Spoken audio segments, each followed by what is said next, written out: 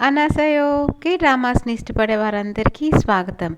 ఇవాళ మన K drama fever తెలుగులో రీసెంట్గా రిలీజ్ అయిన వర్చువస్ బిజినెస్ రివ్యూస్ చూద్దాం.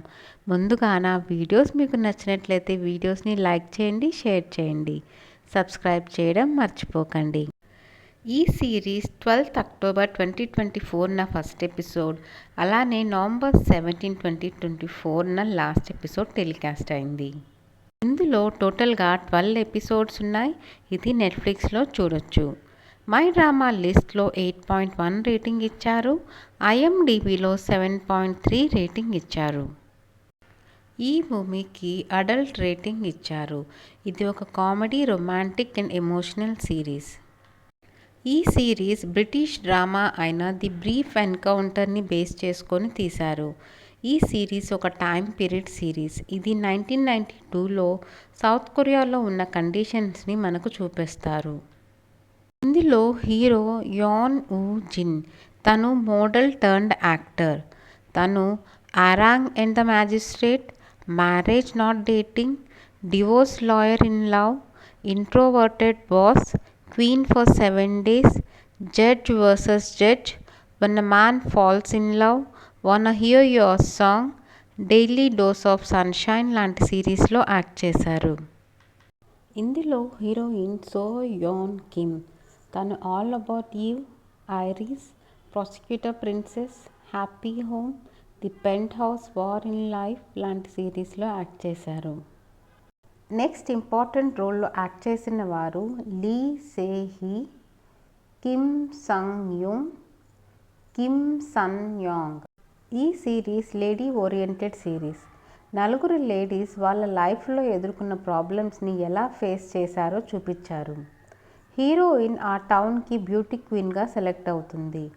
తను ఒక అతన్ని ప్రేమించి పెళ్లి చేసుకుంటుంది.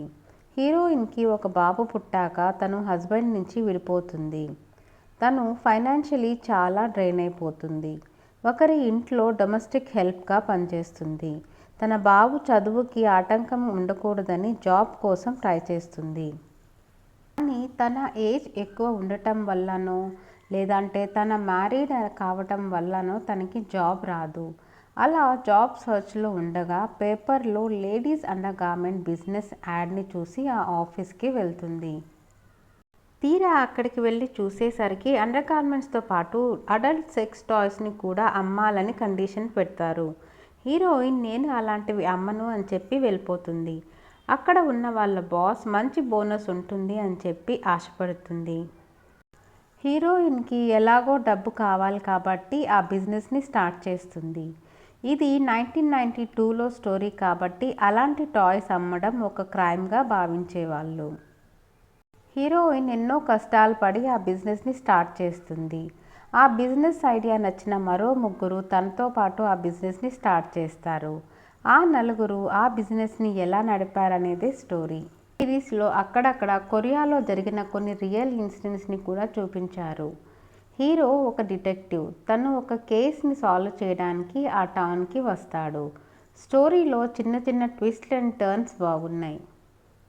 అక్కడక్కడ కొంచెం బోర్ అనిపించింది. ఓవరాల్గా సిరీస్ బాగానే ఉంది.